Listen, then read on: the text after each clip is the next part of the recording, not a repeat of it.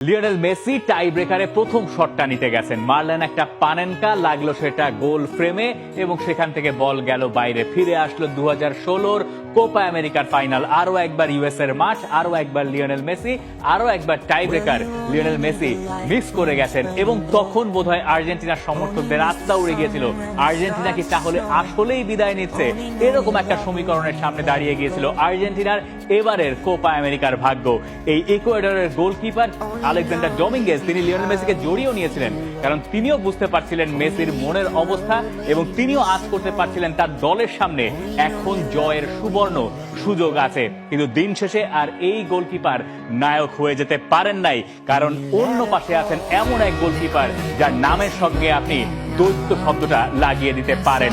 Mentality monster, এই শব্দটা মূলত ব্যবহার করেন সাবেক লিভারপুল কোচ ইয়র্গেন ক্লপ।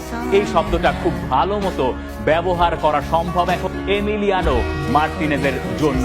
তিনি যখন টাই ব্রেকারে দাঁড়ান, এখন অন্য যে কোনো ফুটবলারের অন্ততপক্ষে আজকের ঘটনার পরে এমিলিয়ানো মার্টিনেজ যদি সামনে থাকে, তাহলে পরের বার টাই ব্রেকার নেওয়ার সময় সম্ভবত দুবার ভাবতে হবে। এই ঘটনা তিনি আগেও ঘটিয়েছেন, এই ঘটনা তিনি আবার ঘটালেন এবং লিওনেল মেসি আর আর্জেন্টিনাকে টেনে তুলে ধরলেন এই আর্জেন্টিনার গোলকিপার এমিলিয়ানো মার্টিনেজ, যিনি mentality monster. Argentina versus Ecuador Copa আমেরিকার এই কোয়ার্টার ফাইনালে আপনি যা দেখেছেন, যা হয়তো মিস করে গেছেন, সবকিছুই 5 পয়েন্টে নাম্বার 1 এই একজনই মার্টিনেজ দ্য মনস্টার। শুরুটা করা যাক ম্যাচ শেষে এমিলিয়ানো মার্টিনেজকে নিয়ে যা বলেছেন রদ্রিগো দে পল, সেই কথাটা দিয়ে। তিনি বলছেন we have an animal in goal, মানে তাদের দলে একটা দৈত্য পশু, আপনি যাই বলেন না কেন, তিনি একদম এই শব্দটাই ব্যবহার করেছেন, অ্যানিমাল, দৈত্য না অ্যানিমাল। এবং এমিলিয়ানো মার্টিনেজ আসলে যা যা করেন, যা যা করেছেন, সেগুলো আপনি কোনোভাবে কোনো ভাষায় কোনো কিছু দিয়ে ব্যাখ্যা করতে পারবেন না সম্ভবত। এই হচ্ছে তার সেকেন্ড সেভটা। এখন আপনি টাই ব্রেকার ইকুয়েডরের সঙ্গে আপনি হারতে বসেছেন, আপনি ডিফেন্ডিং চ্যাম্পিয়ন। এই সেভের পর টাই ব্রেকারে এমন একটা সেভ দেওয়ার পর এরকম নাচে কে? এটা কার আছে? এইগুলো কে পারে?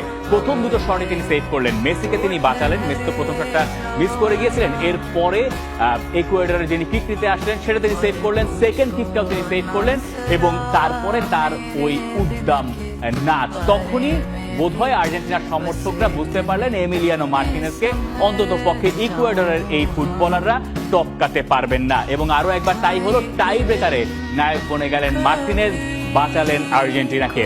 এবং মার্টিনেজের টাই ব্রেকারের রেকর্ড এখন এত ভালো, এই রেকর্ডের দিকে তাকালে আপনি সেটা বুঝতে পারবেন। তিনি 2021 থেকে আর্জেন্টিনার জাতীয় দলের গোলকিপারের দায়িত্ব পালন করছেন এবং ওই কোপা আমেরিকা থেকে আরেকটা কোপা আমেরিকা, এর ভিতরে সব মিলিয়ে মোট 4 বার তিনি টাই ব্রেকারের মুখোমুখি হয়েছেন, 4 বারই তিনি তার দলকে জিতিয়েছেন। এবং ফুটবল ইতিহাসে সমৃদ্ধ যতগুলো রেকর্ড আছে টাই ব্রেকারে, তার ভেতরে এমিলিয়ানো মার্টিনেজ এখন ঠিক ওপরের দিকে থাকবেন। 2021-এর কোপা আমেরিকার সেমিফাইনালে কলম্বিয়ার সঙ্গে তিনি টাই ব্রেকারে প্রথম নায়ক হয়েছিলেন। এরপরে ফিফা ওয়ার্ল্ড কাপে দুবার, একটা তো সেই ফেমাস ফ্রান্সের বিপক্ষে ওয়ার্ল্ড কাপের ফাইনাল, আর এবার 2024-এ এসে ইকুয়েডরের সঙ্গে এই জায়গায় এমিলিয়ানো মার্টিনেজ যা করলেন, নায়ক বনে গেলেন। মার্টিনেজকে নিয়ে কথা বলা অবশ্য এখানেই শেষ নয়। যাকে এত কথা বলা হচ্ছে, এত দৈত্য, এত অ্যানিমেল, তিনি যখন টাই ব্রেকারে জিতলেন, এরপর তিনি কি করলেন? তিনি প্রথম যে কাজটা করলেন, তিনি ইকুয়েডর গোলকিপার ডমিঙ্গেজের কাছে গেলেন তাকে সান্ত্বনা দেওয়ার জন্য। গোলকিপারদের ভেতরে একটা আলাদা বন্ধুত্বপূর্ণ অবস্থা সবসময় থাকে। এমিলিয়ানো মার্টিনেজ ওই রকম অবস্থাতেও, ওই হিংস্রতার ভেতরেও ভুলে যান নাই। তিনি দিন শেষে একজন গোলকিপার, অপোনেন্ট গোলকিপারকেই তিনি সবার আগে খুঁজে নিয়েছেন। এই ম্যাচের জয়ের নায়ক এমিলিয়ানো মার্টিনেজ আরো অন্যভাবে। এই জায়গায় আপনি দেখতে পাচ্ছেন লিসান্দ্রো মার্টিনেজের সঙ্গে এমিলিয়ানো মার্টিনেজের একটা ছবি। টাই ব্রেকারের সময় লিসান্দ্রো মার্টিনেজ আর মাঠে ছিলেন না, তাকে সেকেন্ড হাফে তুলে নেওয়া হয়েছিল। এই ছবিটা ম্যাচে আরো গুরুত্বপূর্ণ ছিল। এটা দেখে মনে হতে পারে যে এমিলিয়ানো মার্টিনেজ বোধহয় একটা সেভ করেছেন, কিন্তু তিনি আসলে সেভ করেন নাই। ম্যাচ চলার সময় একটা পেনাল্টি পেয়ে গিয়েছিল ইকুয়েডর এবং ডিজার্ভিংলি তারা ম্যাচের সমতায় তখন ফিরতে পারত, কিন্তু এমিলিয়ানো মার্টিনেজের বিপক্ষে ওই পেনাল্টি কিকটা এনার ভ্যালেন্সিয়া মেরেছিলেন। অন্যদিকে মার্টিনেজকে তিনি বোকা বানাতে পেরেছিলেন, কিন্তু শেষ পর্যন্ত নিজের ভাগ্যকে আর বোকা বানানো হয়নি তার। বার পোস্টে লেগে ওই বলটা ফেরত এসেছিল এবং তখন আর ইকুয়েডরের ম্যাচে ফেরা হয় নাই। ইকুয়েডর ম্যাচে ফিরল 91 মিনিটে, যখন আর্জেন্টিনা ভেবেছিল ম্যাচটা বোধহয় তাদের কাছে চলে আসছে। এই মিসের পরে এমিলিয়ানো মার্টিনেজ আবার তার সেই নাচ দেখিয়েছেন। তখনও অনেকে ভেবেছিলেন যে ম্যাচটা বোধহয় আর্জেন্টিনা বের করে আনতে পারছে, যদিও গল্প অনেকভাবে জমেছে, অনেকভাবে পাল্টেছেও। মার্টিনেজ এই ম্যাচেও একেবারে ম্যাচের প্রথম দিকে 10-15 মিনিট সময়ের ভেতরে একটা দুর্দান্ত সেভ করেছেন। ওই সেভে তিনি তার দলকে আটকে রেখেছিলেন গোল খাওয়ার হাত থেকে অন্তত পক্ষে, যদিও ওই 91 মিনিটে যে গোলটা তাকে হজম করতে হয়েছিল তাতে আর তার কিছু করার ছিল না।